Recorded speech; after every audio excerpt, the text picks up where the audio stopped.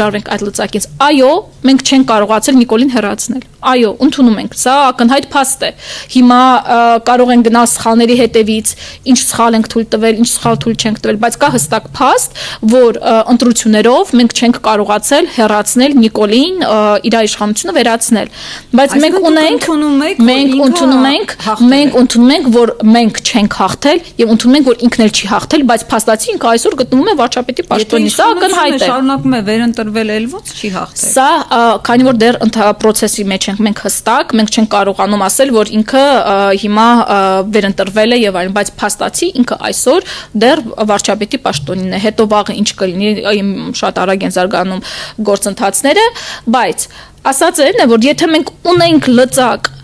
որոշակիորեն ազդելու, վետո դնելու նրանց ընտրած, ոնց որում դա քիչ չի, սահմանադրական չէ։ Մենք միամիտ չենք։ Միամիտի մասին չի խոսքը։ Հարցը մարդկանց ճշմարտությունը ասելու է։ Շարունակելու է անել։ Դուք վետո դրեք, դատավորը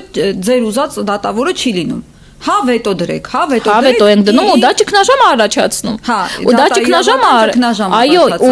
ու հետո հարցը այն է, որ դու կարողանում ես գործիք ունենալ ազդելու պետությունում որոշակի ու ոչ միայն որոշակի, շատ կարևոր, օրինակ, նույն սահմանադրական օրենքների ընդունման վերաբերյալ, հանրաքվեների, կուսակցությունների,